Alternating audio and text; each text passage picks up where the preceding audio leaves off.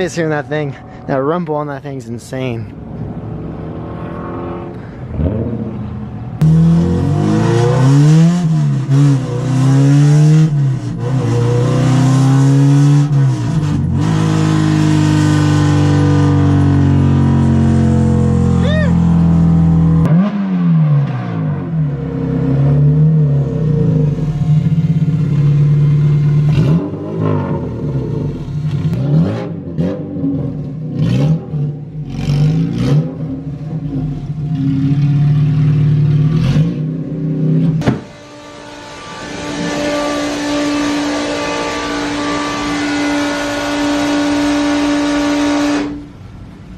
It's not a little leak.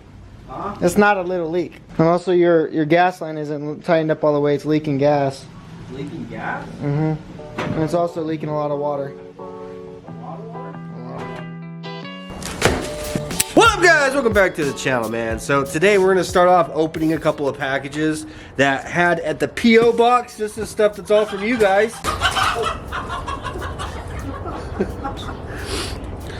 Arthur just came out for the day and he has to do his routine of Pumpkin Hank. If you guys don't know, Hank is our outside rooster, Arthur is our inside rooster. Anyhow, yeah, stop by the P.O. box and there's a few packages there. I think these have been there for a while, so. Hey, the mosquito coils. Oh, yeah. The guy said he was gonna send some more. Hell freaking yeah. Shout out to you, brother. It doesn't have a name on here, it just says from Amazon, of course, but I appreciate it. We'll definitely use those. This one is actually from Nomis Industries. I have no idea what my boy Nomis is sending to me. It's a bag inside of a bag inside of an envelope. I see. Nomis actually went over my my ECU. My P28 that has the S300 in it, and gave it a good bill of health. He cleaned it up and everything. Literally made my ECU like brand new, and he gave me a cover for it. And this is a cover for the K series ECU now, so I'll have a no miss cover inside of khaki. That's what's up, dude. I appreciate it, man. This one comes from a Robert Espinoza from San Bernardino, California. I think I know what this one is. Somebody commented a few times that they sent something to the P.O. box, and I am just now getting it. I think this probably sat in there for a month. Holy crap, yes sir.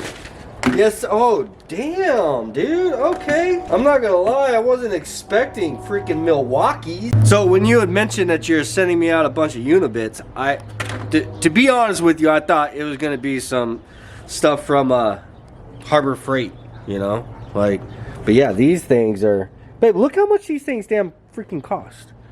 If I'm not mistaken, I think these things are ridiculously expensive. Milwaukee number 5 Unibit. Yeah, these things are $100 a piece. These things are $100 a piece, bro. Yeah, it says that I don't know, I guess you can get them from anywhere from $59 a piece up to $99 a piece at Ace Hardware. So damn, dude, I appreciate it, man. I mentioned in a video long time ago that all of our Unibits are dull. That Braven brought it up, and I didn't even realize it until Braven brought it up, and I'm sitting there trying to drill a hole in the roof of the Blazer and it's burning the paint. But we'll definitely put those to use. Actually, I'm going to put a couple of them in my filing cabinet. It's an inside joke. Anyhow, if any of you guys ever want to send us anything, there is a P.O. box in the description down below, and I often get messages. People ask me what is it that we need for the channel or whatever, you know.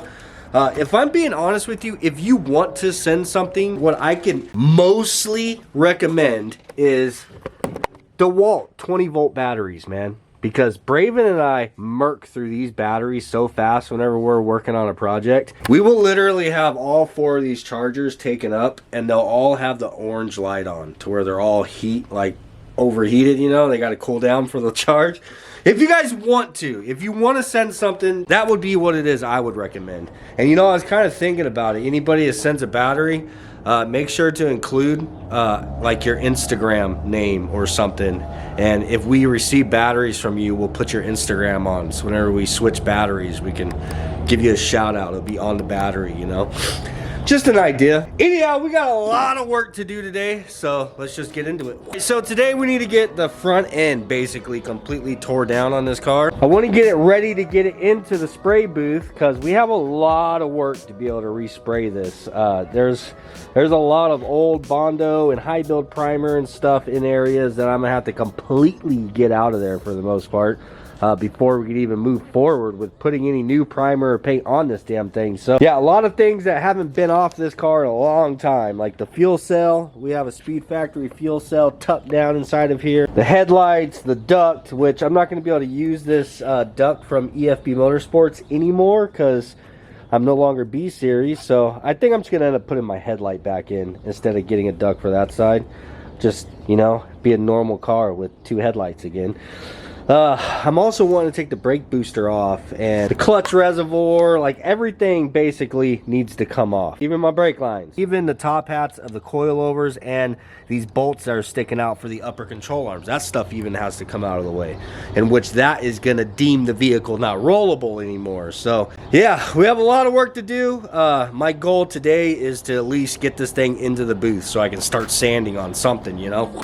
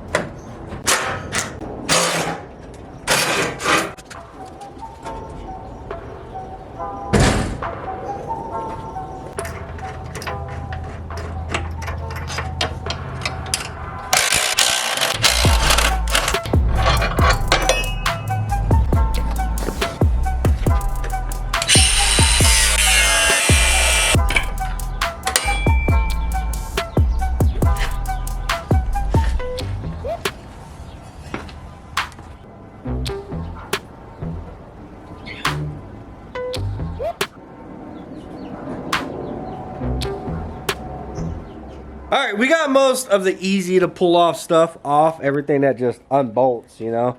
Now, what I need to do is I do want to remove all the brake lines and everything, of course, because they are going to be in the way to paint the bay.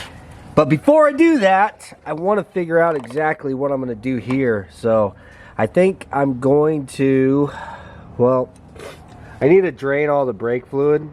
So I need to get my little vacuum thing out if I can find it and suck all this stuff out and everything. I'm gonna pull the bolts out of the bottom of this and try, like I mentioned in the last video, to flip this bracket and see if that's gonna work, to just kind of push this against the firewall. Because if I need to drill some holes for this, I want to do that before paint. I know a lot of people are saying to tuck the brake lines and all that kind of crap, but if I'm being honest with you, dude, I don't want to do that.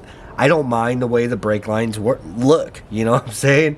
And I know I've mentioned this before, but I wish if I could go back and do it all over again, I wouldn't have even shaved this engine bay. Like, I don't mind the way the engine bay looks whenever it's got like the holes and stuff from things that's been removed, and being able to see all the seams and everything. I would have rather have just did like a stitch weld, you know. I think that looks a little bit more tough, for lack of a better term. But as far as it looking cleaner, not being able to see the brake lines, I don't care about that, bro. I'm not into all that. I mean, the engine bay is gonna look clean.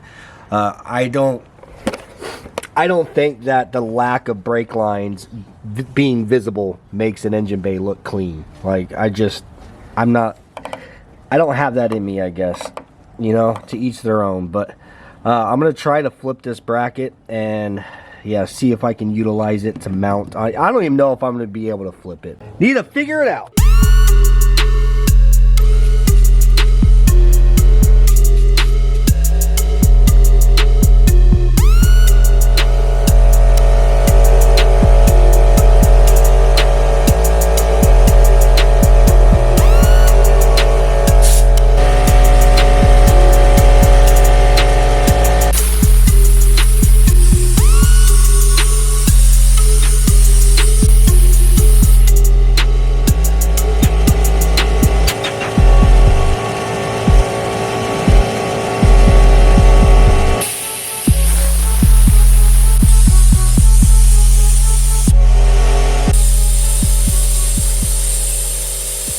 Alright, so I got the proportioning valve removed, man. I couldn't get these screws to come out. They're a pain in the ass. I think one of them's actually stripped. So I also think it's probably a better idea to take those screws out with this thing in the vise, so it doesn't just, because there's a spring in there and it's trying to force itself apart. I also got my master cylinder drained. I tried to suck all the brake fluid out of the lines the best that I could. I still have some drippage. Of course, I guess you just can't get all of it. Also, out of the master for the clutch. While I was there, may as well. Alright, I'm gonna see if this is any easier, being able to actually put it in the vise and squeeze it together.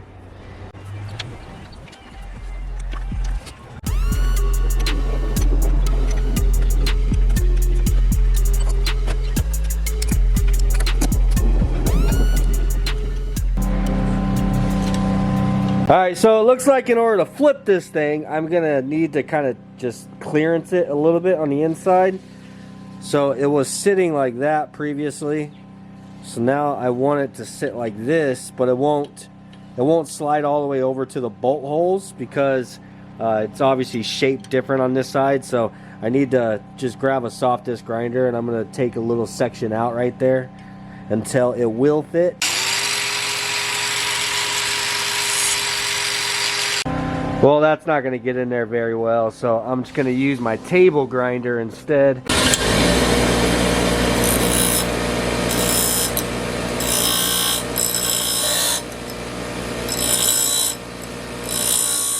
Alright, now this thing will clear. I'm going to go ahead and get it bolted back on here. But I'm going to see if I can't find... I don't know if I can use some different bolts in there or not. Maybe if I have like some long, I don't know if those are 10s or what. But yeah, these bolts have seen better days. I basically had to use vice grips to get them off.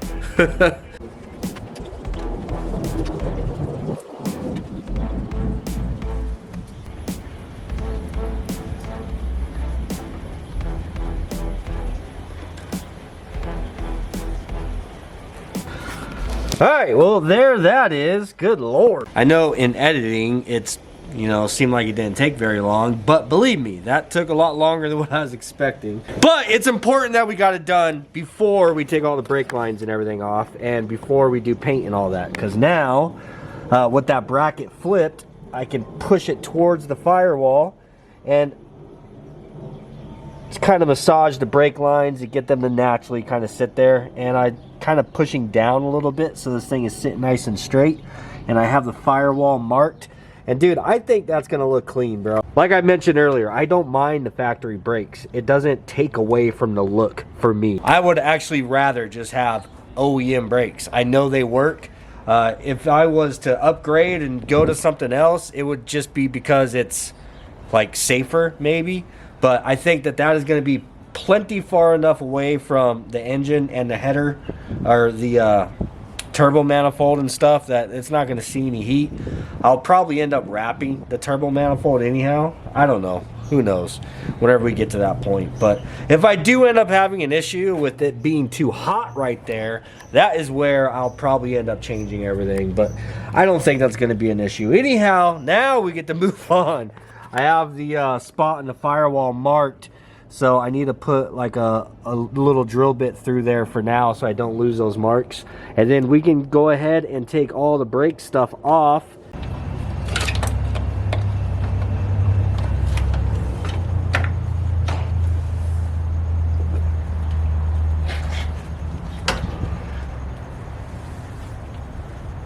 All right, so all the brake lines that are coming off are off. The last time I sprayed this engine bay, those two brake lines stayed in here. And I wrapped them with aluminum foil, I believe. It was so many years ago. I don't know. I'm just going to do the same thing again. I'm just going to leave those. So moving on, I need to drop all the suspension. Basically, everything is coming off the front. Subframe, steering rack, steering knuckles, brakes, everything is coming off. Mostly because I need the shock towers, and I need the upper control arms. I need all these bolts to be gone so that I can sand and prep and paint all this correctly. And I don't want overspray all over all this stuff, you know what I mean? So I'm gonna go ahead and take all of it off, but doing so, there's gonna be nothing for the car to sit on in the front. The idea is I'm just gonna cut some pieces to bolt right here where the traction bar was bolted. From factory, this is where those little tow hooks were bolted, but I have a traction bar in the front, so that's where my traction bar bolts.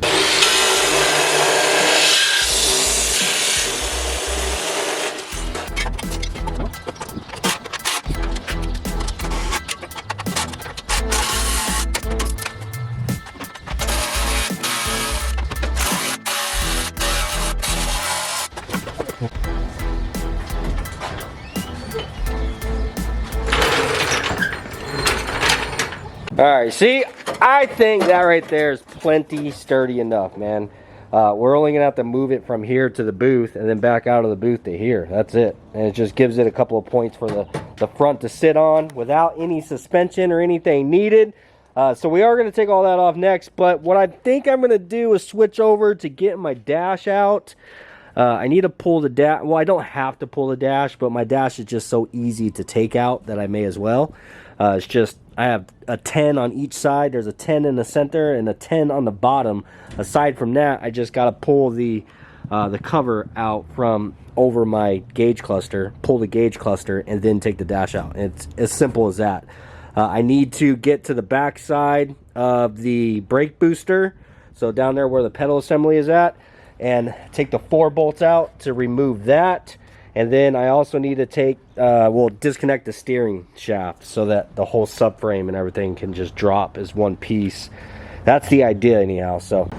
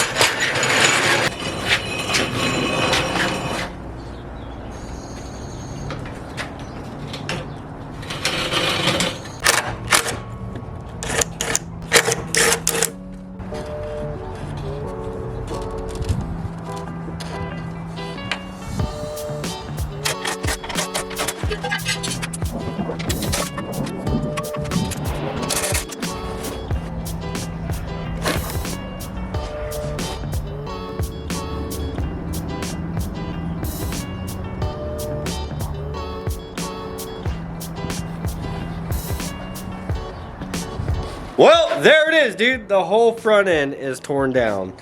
And I got it done before the sun is down. Honestly, this was my goal for today. I knew this was gonna take me just about all day. To be realistic, I'm not even done yet. So before I can put this thing into the spray booth, I want to pressure wash it really good. I mean, for the most part, it's clean.